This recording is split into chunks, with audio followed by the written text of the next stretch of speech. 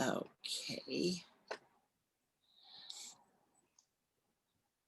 All right, and of course I do want to remind everyone that their mute is, to stay muted is very important, or you will keep popping in and out on the speaker view. That's where we're going to start, is the view. And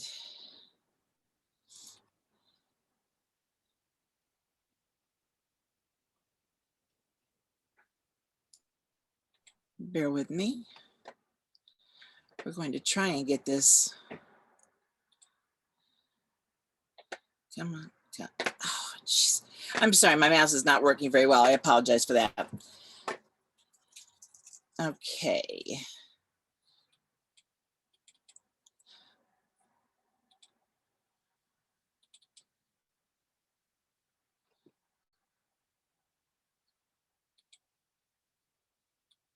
Okay, and this appears to have shrunk down mightily.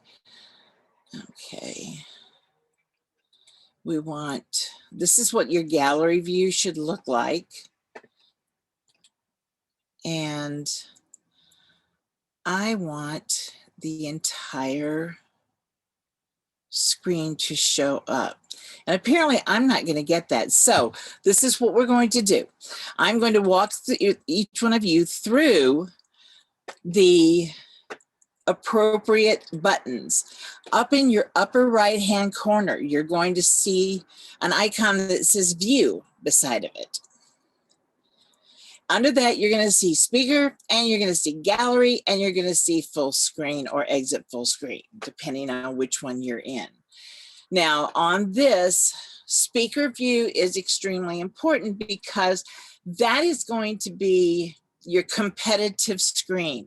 If you have your microphone open and you're not the speaker, now, normally in a Toastmasters meeting, if you were sitting there quietly, it wouldn't be any problem at all. On Zoom, however, if you're sitting there with your microphone open, a background noise can pop you up and just a heartbeat to take over. Bobby, if you'll go ahead, if everyone can put themselves on speaker view, should be the very first choice you have under view. Now, Bobby, if you'd open your mic, please, for us. Okay, and just tap your table. Or make a noise. Or make a noise. Anything that can cause any kind of as long as your mic can pick it up, that can pop you into the view. So always be aware of your microphone situation, and always know if you do need to very quickly unmute yourself, all you have to do is hold down your space bar. That will unmute you. You can say whatever it is you need to say, and then you just lift your finger up off the space bar. So rather than have to find your mouse and click on the microphone, it can be very, very quickly done.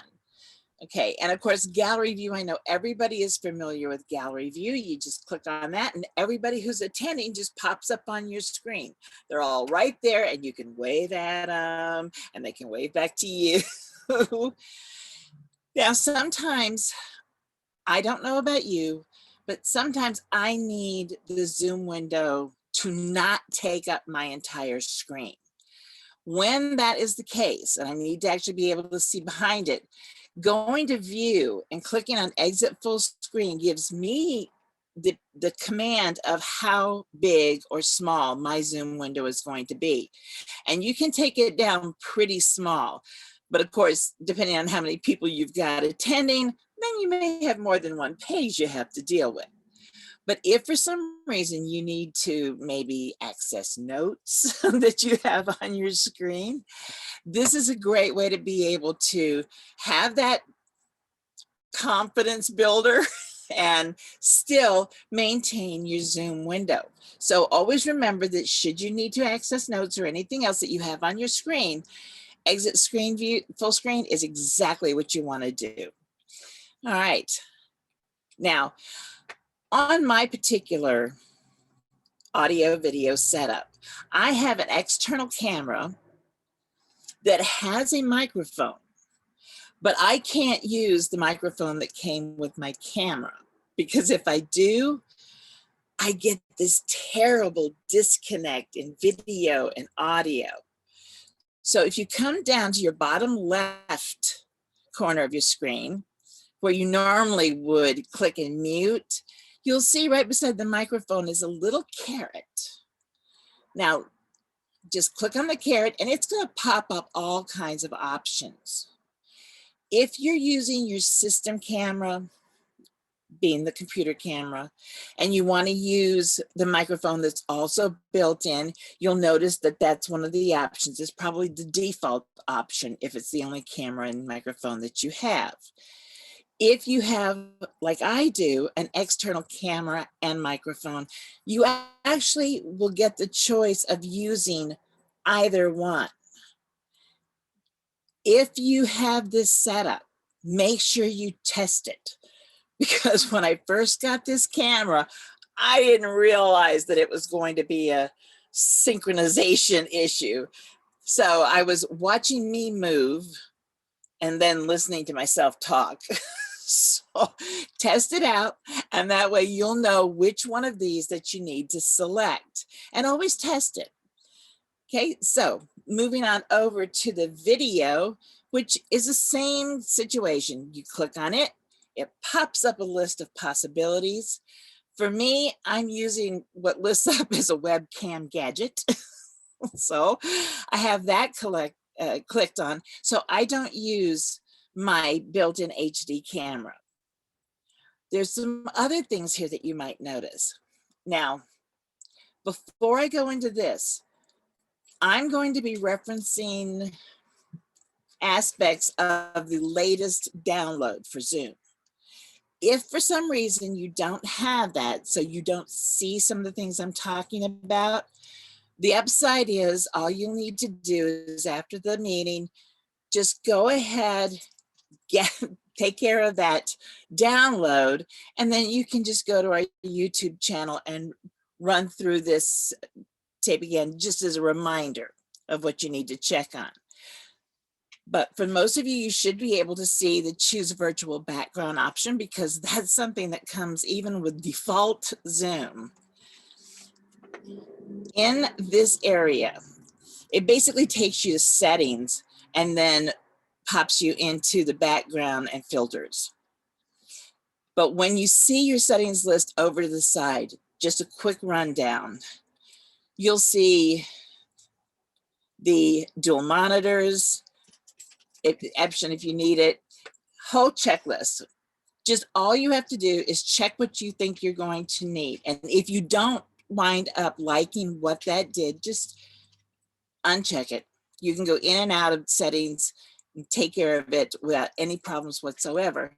On video, you're going to find that there is, again, the places where you can select your camera. Audio, same again. It also gives you the ability to test your microphone to see what your level output is. On your background and filters, you're going to see a varying number of backgrounds, because Trish and I were just talking earlier, occasionally, sometimes with an upgrade, it appears that Zoom's backgrounds vanish. Well, mine vanished today, so I had to re-upload some. And because of that, I don't have the defaults. But here's some that I found, because the greatest part about Zoom backgrounds is all you have to do is go to Google and type in Zoom backgrounds. So I have the backgrounds of the beach, or Big Ben, or the Eiffel Tower. I occasionally am a timer. So we have mountain lakes, or the Taj, or the Louvre. So there is a wide variety of places that you can go, and places that you can break up the monotony of a meeting, possibly.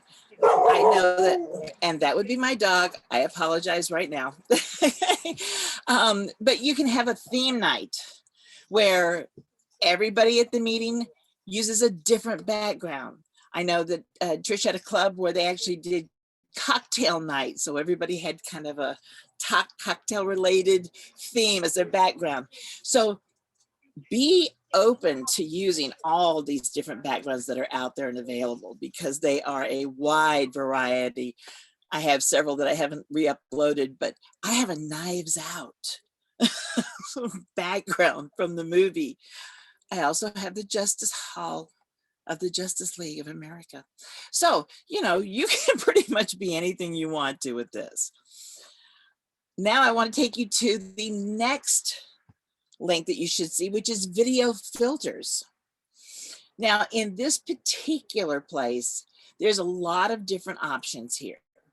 And some of them are simply overlays that change the color. Here, let me run through just a few real quickly. Black and white. These are some different tints. Sepia, which is always scary. And then really, really pink. This is called gum. I'm assuming they meant bubble gum. But these are different, just a color overlay, tone overlays. But what if it's Christmas and you really want to celebrate? Well, then what about lights? You know, you can always bring up lights. Or maybe you're going to be theatrical one night. Well, there's always the movie theater. So there are a lot of different options in this area. And if you're there with me, you can see them. I particularly am very fond of looking at the world through rainbow colored glasses. So please take a few minutes and just click on some of these and see how they work and see how they fit, because they literally will move with you, as you can see. So lots and lots of different ideas. Wearing flowers in your hair is always nice. Yeah, Bobby's was that. This is one of my favorites. If you ever want to key in the speaker that they need to move it along, so it's like, just put the Z's up. And one more in this section, and we've got Studio Effects Beta. This is in the lower right-hand corner. It's just a text link, but if you click on this, this basically gives you a way to wear a little makeup without wearing a little makeup. And you can save it from use to use. Get the shape of your eyebrows, color them up however you want. Opacity, well, here, let's see here. Here's, okay, there's the eyebrows, and those are dark eyebrows. So you get to that would never work for me. I'm so sorry. That's distracting as I'll get out. Okay, I have to get rid of those. But you can see how there are times when this would actually just give you that little extra color that is not that overbearing, but it makes it a little bit nicer than you sitting there feeling a little bit washed out. This will help with that. I will say I probably won't do beards and mustaches at any time, but a little lip color is always a good thing. So feel free to go ahead and play with this for a few minutes. And then if you've got any questions at this time on what we've talked about so far, or if you've run into any problems with this before, let me know. Let's hear from you.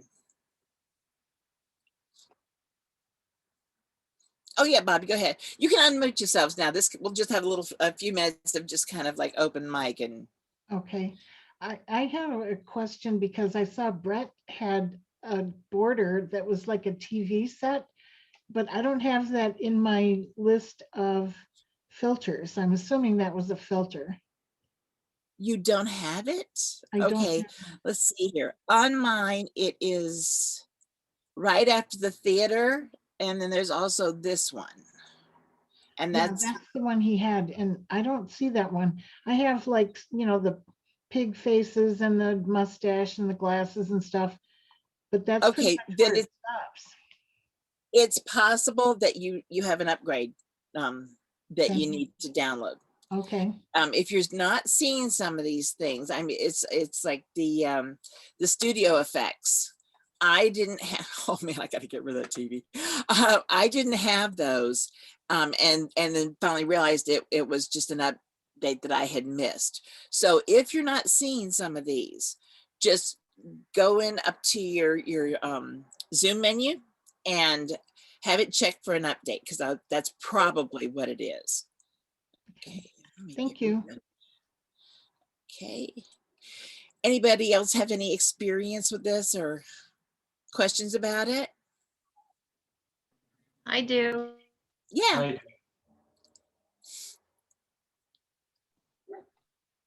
Let me get rid of this world.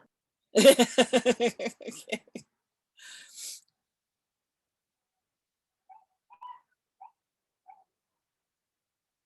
It's in your background. There you go, Edna.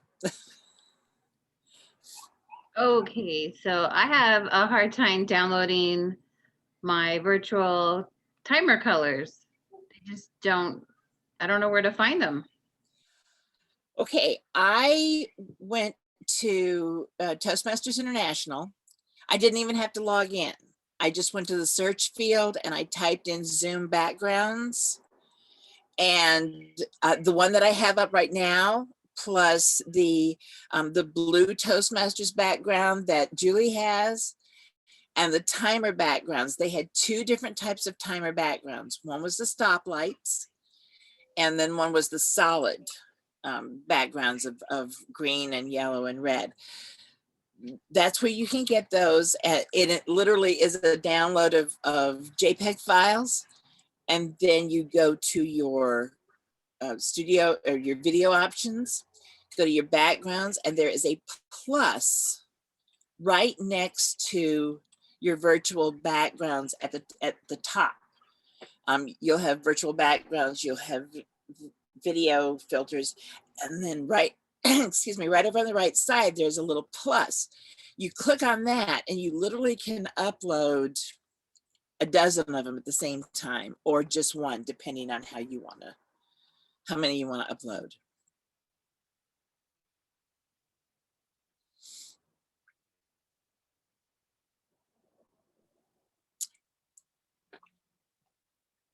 Miss Visconti, I cannot hear you. No, you're not muted. I just can't hear you. You've turned your mic off. Hi. I can't, I don't see any of these features. Jeff, when was the last time you did an upgrade and downloaded the updates? I don't know if I've ever loaded that. I just came to the Zoom meeting. I have Zoom, but do I need all these upgrades to see all these things? What I would recommend is if you go into your, if you go, I'm on a Mac, okay? I'm going to just disclaim that right now. So if what I'm telling you is not what works with you, it's because I don't do PCs. But in my case, under the menu bar, there is a option for checking for updates for Zoom. And in that particular case, since you're not seeing any of these, I'm going to guess that you just need to get an upgrade, and then that'll go ahead and have all these options. Because as I said, the studio effects was something I wasn't seeing until I did an update. Okay. Okay, and we'll have this posted up so you can come back and reference this once you get the update done. How much does that cost? Nothing. Nothing. I'm right now, I'm on my personal account, which is the free account.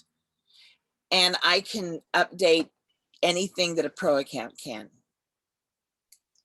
Jeff, this is Trish. How long have you been attending Zoom meetings? Oh, I've had one other Zoom meeting. In the last 6 months, in a year? Yeah, 6 months to a year. Mm-hmm. Okay. When you initially attend your first Zoom meeting, it will install whatever current version is available at that time. After that, you are responsible for going out and running the upgrade. There are never any charges for upgrading your Zoom software, but the onus is on you to keep it current. Okay, so I go to zoom.com and Right. find my screen and go from there, huh? Yeah, if you go to zoom.com and search, it's on the support page. It'll always make the most current version of Zoom available, for download. And that's what you're looking for. Okay. Mhm. All right, Marilyn, too, did you get your mic working? I think I did. Yes, you did. Okay. All right. No, I didn't even know about those colors. Like, I get all the backgrounds. I'm on a couple and I don't really have time to play with it. But now that we're doing a lot of Melrose through there, thanks for pointing that out. And now I have lipstick. I don't even have to put lipstick on. I can just put know. lipstick. It's awesome. So amazing. You can get eyebrows and, not have to. Yeah, even... I put a beard on too, but yeah. I'm of the opinion it kind of loses something for us, but yeah.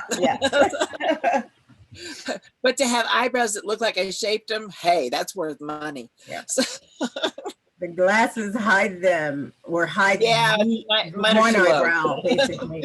Yeah. Connie looks like a Renaissance painter with her mustache. Yeah. All right. Any other questions about what we've covered so far? Okay, excellent. I think Laura Lee raised her hand. I'm sorry. Oh, Laura Lee. Okay. Yeah, me. I was told if you do the virtual backgrounds with the video that it takes up a lot of speed going back and forth. So you should have the fixed ones instead of the video. You want to comment on that? It can eat up a lot of bandwidth. If you don't have a dependable, stable connection, I would not recommend using video. Even and all of my Showtime friends can tell you, I've had nights when my connection was really poor. I've had to shut down all my backgrounds completely and turn off my video. So yes, the video backgrounds are, fun, but I wouldn't depend on them unless you have a really, really strong and really good network connection. So I noticed when Edna was playing with the colors, the timing colors, she blurred out or whatever. And I think if you cover your camera, the background will show all by itself and you wouldn't have that distortion. It does, and I can demonstrate that right now. My camera has a little flip cover. So you can see I've disappeared, but the background is still there. So when you're, especially like if you're serving as timer, this is a very easy way to make sure that there's nothing distracting the speaker from that timing device. There we go. So yes, and that's an excellent point, Bobby. Thank you. So, and you can cover it with anything, put a piece of paper over it. So when your timer, bear that in mind. Okay, now I'm going to move over to the icons that are under the bottom of your screen. In participants, if you click on your own name over to the side where it says more and the drop down, you'll notice that there is a few options there. I said is a few. I apologize. I actually know better than that. There are a few options there. But as you also may notice, the hosts sometimes have a few more. They're the ones that can mute everybody and take control and whatnot. But with this, it's really handy during, say, a toast. And honestly, understand that a lot of my references are Toastmasters, but I know that we do not use Zoom exclusively for Toastmasters. But if you are serving as a functionary in a Toastmasters meeting, renaming yourself to your function putting that after your name can be very helpful, especially like to the Toastmaster, to know that everybody who is supposed to be there fulfilling a role is there. So you can always consider that. And it's just really quickly, all you have to do is put your cursor over your name, and you'll see that mute pops up as a blue button, and there's then a button that says more and has a down caret. And if you click on the down caret, you get the option to rename yourself. So that's something you can always use to just simplify the roles of our of our friends. Marilyn, Now, do you mind if I interject very no, quickly? not a bit, Brett. Go ahead. Because this just came up as feedback from one of our GEs recently, but they appreciated it when we put the role at the beginning, because sometimes your names will get truncated depending on the size of the screen. So I just wanted to make that suggestion. Nope, that's an excellent point, and you're correct. Yes, the role being first would be much more convenient and conducive to a smooth running meeting. So thank you, Brett. Appreciate that. Okay, so as I said, there's also, if you look, there are multiple options. Let's see here. If you've pulled up the participants list, let's see here. Okay. If you say, for example, let's click on Showtime Toastmasters, the host. Under that more with the caret drop down, there is chat, ask to start a video, and report. Well, we're not going to encourage you to tattle on people, but if you ever want, if you're giving a speech and you just want your own recording of your own speech to your own computer, that's called local recording. And with one of the recent updates, you are capable of doing that. There's just one little catch.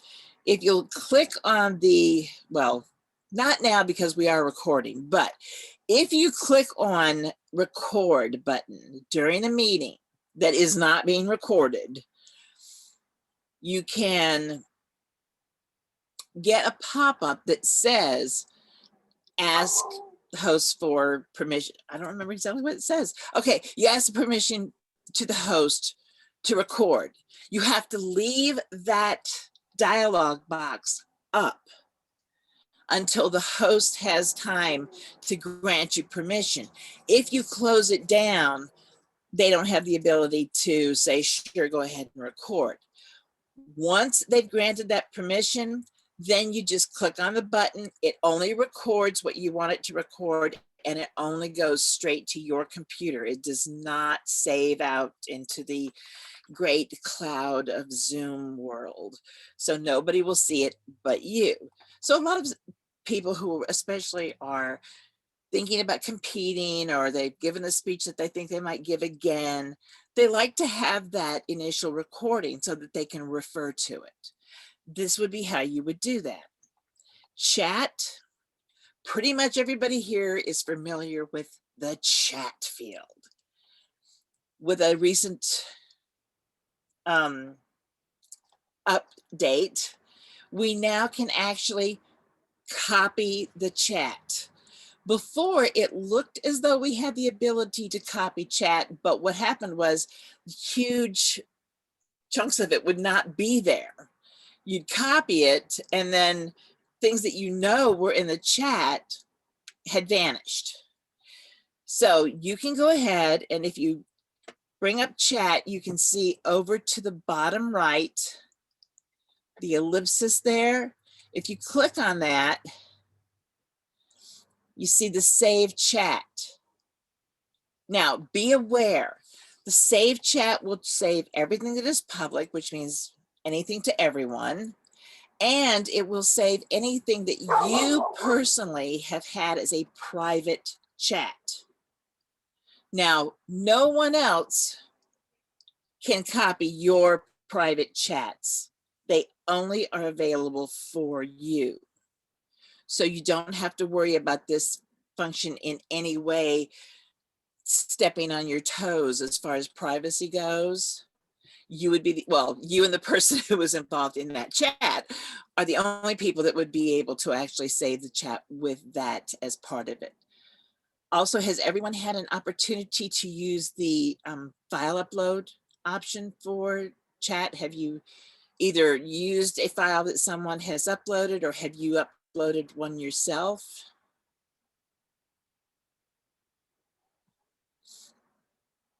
Okay, file upload, yeah. File upload is extremely handy if someone needs an evaluation form and you happen to have it on your computer.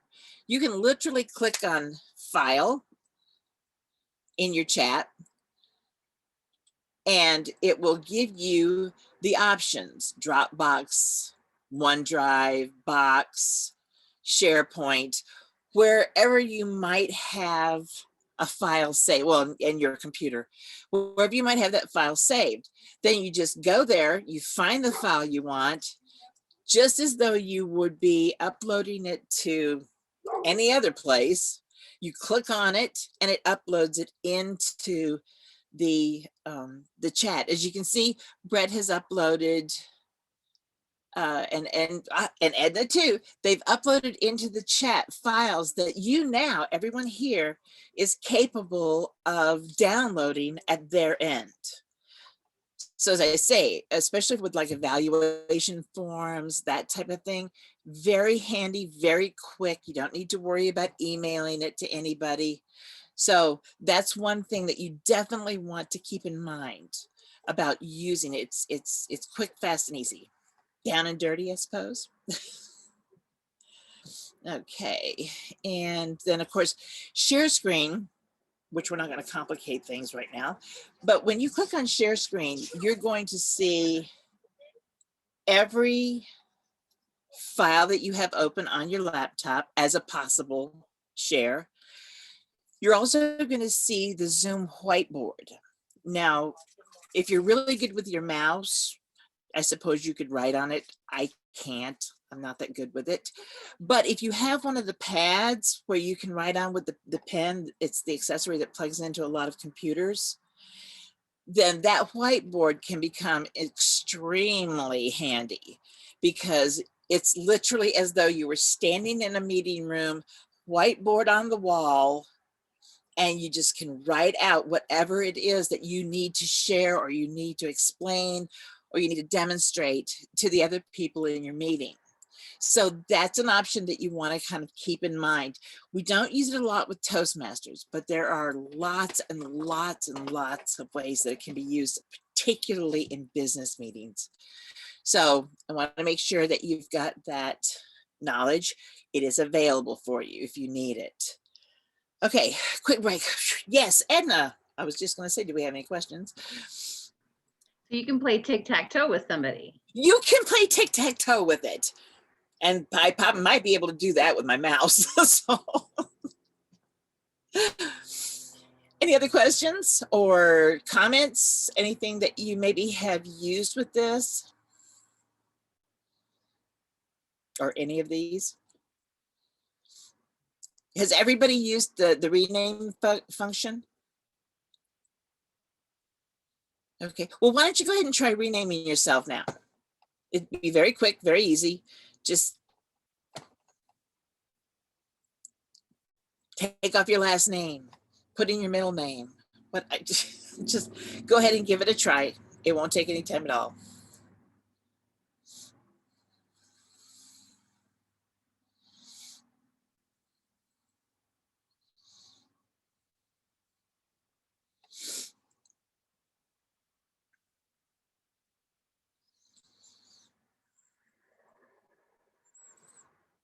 Okay.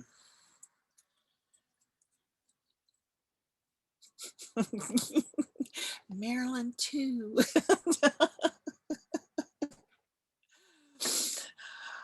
Okay, all right. Real quickly, we have 2 areas left that I wanted to just kind of point out a few things for you. Who is familiar with breakout rooms? Who went to TLI? Okay. breakout rooms are extremely handy. I mean, we're using them now in the contest season because that gives the judges, the contestants, the ballot counters, whomever, a place to go, that they're not right there with the rest of the crowd, and they can take care of any business that they need to. Now, breakout rooms are the preview of hosts and co-hosts. They can be set up, people can be assigned to them, or you can actually allow the participants themselves to choose a room that they want to go to. Say, for example, I'm trying to think why you would let someone choose the room. Say, for example, you had breakout rooms to discuss different topics. And you said, okay, whoever wants to discuss the fish in the sea can go to room 1, the goats in the mountains can go to room 2, and then they would actually have that ability to choose which room they went to. Now, this is an option that you have to actually check. You have to allow them to do it. This would be the host. The default is assign automatically, which means you would be letting Zoom assign rooms. I don't know about you, but I'm not ready for AI to take over my life just yet. You can also assign manually, which means Trish would set up 2 rooms and she would decide which of us would go to A and which of us would go to B. So those are your options as far as getting people into those rooms. But the fact that they can be used for so many different things, and that you as a host have the option to declare those uses and to put them into action very quickly and very easily, because you literally you can do it right in the middle of a meeting if need be. So that would be the breakout rooms that you can see at the bottom. If you click on it, I don't know how far you can see if you're not a host or co-host, because I never click on them if I'm not host or co-host. Let me ask you this. Do you see them at the bottom? Do you see that option of breakout rooms? Okay, so you have to be promoted to co-host to be able to see it. It normally would be right next to the recording button. And when you click on it, it just pops up and asks you how many rooms you want to create, and then gives you the 3 options for assigning people to those rooms. Marilyn, Yes. would you like me to share my screen so they can see breakout rooms? If you would, that would be great. Thank you. Just a moment.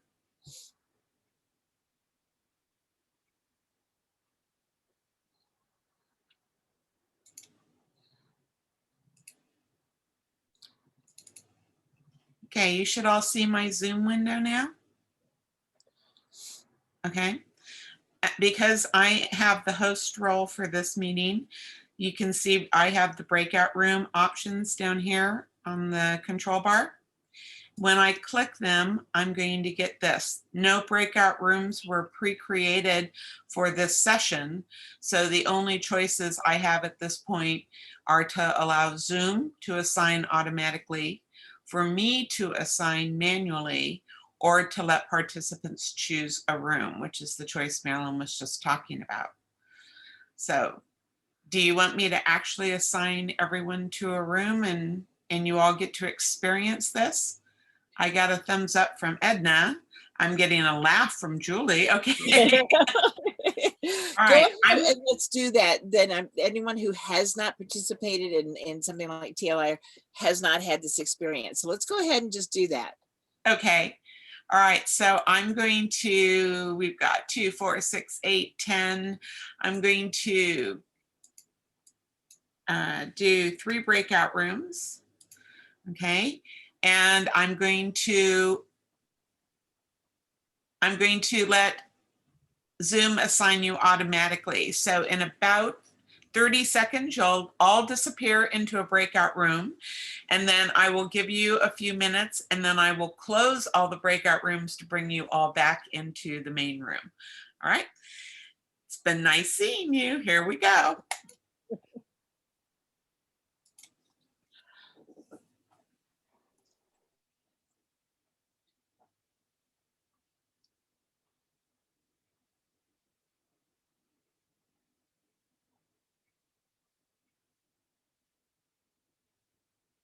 Right, you stayed with me. Oh no, there we went.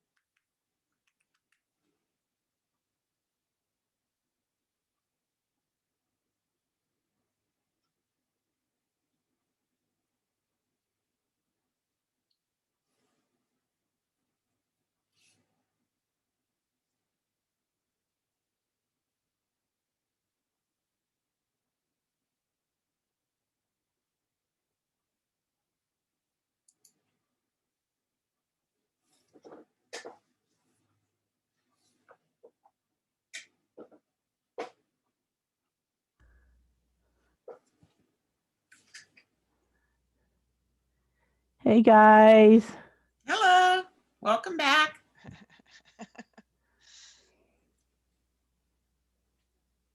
Hey. That was fun. You know, when, let's say you have 10 minutes to discuss a topic, sometimes the timing says there's 5 minutes left. How do you do that? You use the broadcast message feature. Once I assigned you all, let me do it. Marilyn, do you have time for me to do one more example for them? Yeah, yes, absolutely. Okay, I'm only going to assign a couple of people to breakout rooms, and that way the rest of you can remain here in the main room and watch what I do. So again, you should still be seeing my Zoom session, correct? Mhm. Okay, all right, so I'm going to do breakout rooms, and I'm going to recreate one room and manually assign. Okay, and I'm going to assign Bobby, and I'm going to assign Marilyn. Okay, so we can talk about them when we send them away. All right, and so they will disappear here in a moment. And what you're seeing is my interface now. I can assign more people to those rooms that I just created, but I'm leaving you all in here so you're seeing what the host is seeing. All right, so Marilyn and Bobby are now, they've now moved. You don't see them in the main room here anymore, but oops, here, I'll cover my face. There we go. But if I want to transmit a message to them, I have the broadcast message to all. Oh. Okay.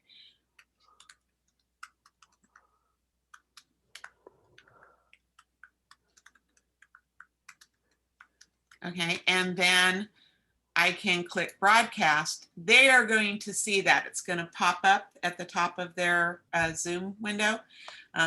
I won't see the message anymore, but they will see it. And then when I'm ready to call them back, I can close all rooms. And this closing the room, it defaults to 30 seconds. That is editable. You have to go into your configurations to set it. I just leave it at the default of 30 seconds. I can't think of any reason why it would need to be longer than that. Usually when you want everybody to come back, you want them to come back. You don't want them to be gone still for a while. And you can see that Bobby is back and Marilyn is back. And I can go back on mute now. Okay, wait, I don't want you to, don't stop sharing your screen. I want to just show them something. Okay. Okay, I don't know if everyone is aware of this, but when someone is sharing a screen, you actually have the ability to resize that share half. If you move your cursor just to the edge of the share screen, you'll see a demarcation line pop up. If you click and hold that, you can resize it. So you can make Trish lots bigger and her shared screen a little bitty thing. So just in case you weren't aware of that, it is something that sometimes that's actually a handy thing to be able to do. Right. When I used to do, when I was first sharing PowerPoint presentations, this is what I did. I would share my entire desktop, and then I would shrink the Zoom, and I would bring up, I'm sorry, I'll just bring up the last presentation that I happened to be working on. I would bring this up, I would shut that down, and I would turn off the ribbon, and then I would just I would resize that window to an appropriate size. And that was how I could still see the gallery view on one side of my screen, while everybody could also see the slides on the presentation on the left. This is not the most efficient way to do this, but when I was first learning Zoom, this is what worked for me. Yeah, and you can actually continue to see the gallery view. If you go back up to view in your upper right-hand corner, you can see, because someone is sharing, you can see side-by-side gallery and side-by-side speaker. So if you want to do side-by-side gallery, like Trish was just saying, to be able to continue to see your gallery, then that's where you would go to change it.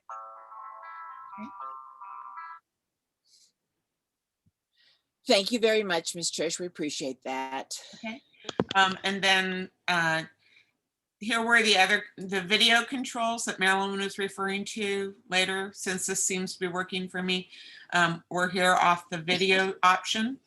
Okay. And then you can mouse over any picture and click here, click the ellipse, in order to either chat privately with that person, or when you're hosting like I am, I can promote people to co-host, I can promote someone else to the host role, and have other controls as well.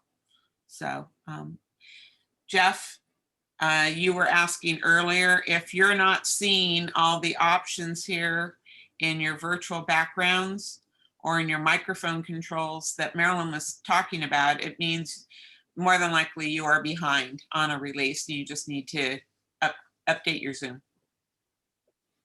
Okay. And Edna, I think you figured it out, but here's the little plus sign. This is how you add additional backgrounds, your own personal backgrounds to the Zoom defaults.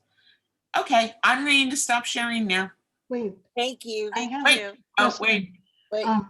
So one of the options that was mentioned earlier was called report. Who is that? Who are you reporting to? That would be a member, an attendee, who would actually be reporting another attendee to the host. Okay. Because if you go, let me see. Let me see who. I think you Okay. have to be a host or a co-host to have that feature. And I believe so. At this point in time, I'm not sure, because I've been promoted to host, co-host. So, if you've checked your ellipsis in that upper right-hand corner of someone's picture, and you don't see that in your list, then yeah, that would be. I can report Connie for being a Zoom bomber. Ooh, ooh. Okay. You can also kick people out when you're the host, which when they were having the Zoom bombing experience was what you'd have to do. You'd have to kick them out. When you kick someone out of a Zoom session, they have to have permission to be able to get back in. So if you have a disruptor, you can kick them out of the session and then not acknowledge to let them back in. So that is fine. Or you can stick them in the waiting room and then they just have to sit there. Sure. You could send them to a breakout room all by themselves and never call them back. All kinds of things can go on. When you're in a breakout room, you can exit, so they could, wouldn't they be able to? Oh, that is true. You're right. They would be able to exit themselves. Darn, it seemed like such a good idea. But breakout rooms for Toastmaster meetings, and I'm sorry, Marilyn, I'm not trying to take over the meeting here, but breakout rooms, we are using them now when we are voting on a new member. We send the sergeant at arms and the new member to a breakout room, and that way we can have discussion and vote on the new member, like we always did in person when we had the sergeant at arms exit the room with them and wait until they were called back in. And it's working very well. So that is another very practical reason for wanting to learn how to do breakout rooms for your regular meetings. Okay, I'm going to stop sharing now. Okay, thank you. Okay, and we have just really one more area to cover, and it's very, very quick. If you look down again at the bottom, it should be the very last thing that you've got to look at. It's reactions. It's like Zoom emoticons. So you've got the hands that are clapping, you've got the thumbs up, you got a heart, I'm thinking that that's just laughing really hard. And of course, the ever favorite, raising your hand. Hello. Now, the only catch with reactions and using the raising your hand is that you have to make sure that the person who is either presenting or who is in charge of moderating a meeting knows to look for those, because as you'll notice, they just kind of go up into the little corner. They're not really overly apparent, but they are very, very handy. And it's something that you can use with a lot of efficiency, particularly the raised hand. If you have questions and you're trying to keep confusion to a minimum, and you have a moderator or a facilitator who is not, shall we say, overly loaded, then you can actually use that to make sure that everyone gets their questions answered without turning all the mics open and possibly risking chaos. So that would be the last thing that I wanted to make sure that everybody got a chance to see them. And what is she saying? Yes, you can. That's true. See, I'm terrible. You saw that when Trish brought up her screen, she keeps her participant tab open. See, and that's a really good, because the participant tab will show it, and it puts them in the order that they came in, so that you can actually call them out. And it also is kind of good. I go into other meetings, and we've had some fabulous Zoom bombers. So the participant tab is really good. And I don't know if you guys have had that, but usually we don't, because we're all private. But the person who's speaking is also up towards the top. So if you need to them out, you can them out really quickly. I'm like Miss right there. Yeah, I'm like ready. so just a little sergeant at arms or something. Was that? But yeah, and that is a good point. It's not a habit I've developed, because I just like to close down extra tabs so that I have the whole gallery. But like I say, as you saw, Trish tends to leave hers open, which is an excellent habit to be in, to develop. It's just not one I have. So anyway, those are pretty much the main screen, and that would be my dog.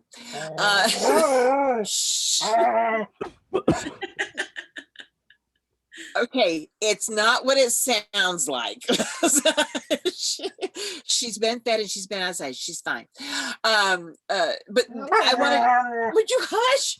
I wanted to make sure that we covered all of the main Zoom screen features and functions, because I've been in enough meetings where someone will reference something on this screen and the blank looks are staggering. So now you've all seen them. You may never use them again, and that's perfectly fine. But now when somebody mentions reactions or camera choices or uploading a file, you will know what they are talking about. Do you have any other questions, concerns, comments, feedback? I'm trying to keep my dog quiet. Edna's got her hand up. Edna, yes, sorry. How many co-hosts can you have? Is it just one co-host? No, Well, it's no, unlimited. we have 2 right Unlimited. now, and I think we've had as many as 4 that I know of. Is there a limit? No, there is not. You can have as many co-hosts as you want, but you can only have one host. So there you have it. The entire meeting audience could be co-hosts. But you know, so in my book club, the person who sets up the meetings is the host, and sometimes she has to leave early. So she'll make someone else the host so that we can continue on even after she's gone. Yeah, host is not set in stone. It is a transferable position. So yeah, that is important to know. And just for reference, co-hosts, if you're using the voting, the polling feature, we use the polling feature in one of my clubs for voting on best speaker, best evaluator, and so forth. You have to make sure only the host can set up the polls. So we have those set up in advance with our meetings. And then we promote the ballot counter to a co-host so that they can launch and close the polls.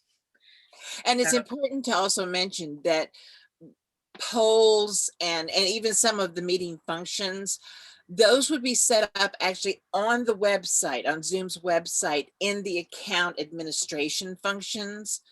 What we're looking at now is actually part of the zoom.us, which is their app, and that's what you use for your meetings. So make sure that when you have time, because even if you've got your own private freebie, I can only have a 40-minute meeting account, it's good to know about the admin options. Yeah, but I need to caution there. The free account does not have the breakout room feature anymore. No. Unless they've put it back in. Okay, so if you need to use breakouts, you have to upgrade your account. Breakouts can be set up in advance. You can assign people to rooms in advance too by their email address, so that when they log into the Zoom will pick them up and know which room to assign them to. But polls are best created in advance in the account before you launch the Zoom session. You can do them on the fly, but they're much more difficult to edit. So I always recommend that you set up your polls in advance. Okay, and we have a enigma, an extremely respectful Zoom bomber, which I didn't even know existed. Brett, if you'd like to go ahead and do a quick explanation on strawpoll.com, just so that we can kind of have that in our hip pockets there. Sure. So we're a corporate club, and we were using Slack fairly extensively to do our polling for table topic, etc. But when we had guest speakers, that didn't work for them. So with strawpoll.com, we can just paste the URL into the chat window and have it all set up, versus when you use the Zoom polls, like was mentioned earlier, you have to be a host, and it's much more cumbersome to set up in our experience. So Strawpoll is really only set up for the one type of poll where you're voting on best of something, which is perfect for what we need it for. Okay, then that is good to know. We have so many options out there, these days, so that it can be a little overwhelming. But when you've got somebody who knows that from experience that something works, that's always good to know. Bobby, I wanted to know if straw poll is free. Yes, we haven't paid for it. Okay. I'm sure there are some limits to it, but I don't know what they are, and we haven't encountered them. I'm sure there's an account you can pay for if you want to. Yeah. I'd like to comment too that I went ahead and got one of those free accounts for myself, because then I create my own meeting and then I record my speeches to practice. And then I can play it back, see where I'm messing up, or look and see if I'm having eye contact with the camera or whatever. Yeah, they are excellent. Just like we used to record ourselves, whether it was on tape or whether it was on video when we were practicing for in-person presentations. Zoom allows you to make a perfect practice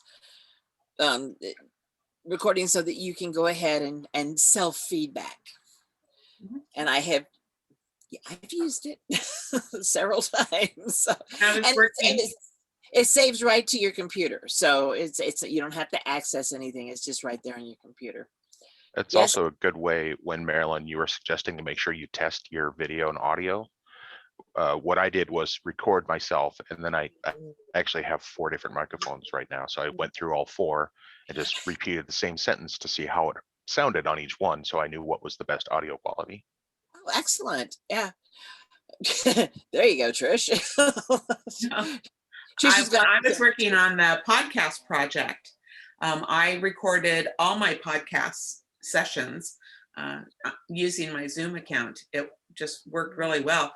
I pulled up my cover page, I turned off my video, so that's all that showed, and then I recorded my podcast. But like Brett, I did a lot of rehearsal first to find the right microphones, the right settings, to make it sound the way I wanted it to sound. So you can get a lot of miles out of a Zoom account. You really can. So if you don't have one, get the free one. And then if you really get into it, upgrade yourself. But you can do a lot with a free account. You really can. Yeah. I mean, and for a lot of us, if we want to just get online with somebody, and basically, I don't have Skype and I don't have FaceTime on my phone. I have FaceTime on my laptop. And I have an Android phone. So that all becomes very difficult. But everybody who's got any kind of access can get to Zoom. So you can always hook up with people that way. All right. We've kind of wound it down. Does anybody have any last minute questions or concerns? I'll just add that we will be posting the recording on Showtime's YouTube account, and it's Friday night at 12:15 a.m. I think. Is that right? Yes. Okay. Do you want me to stop the recording now? Yes. Okay. I think we got there.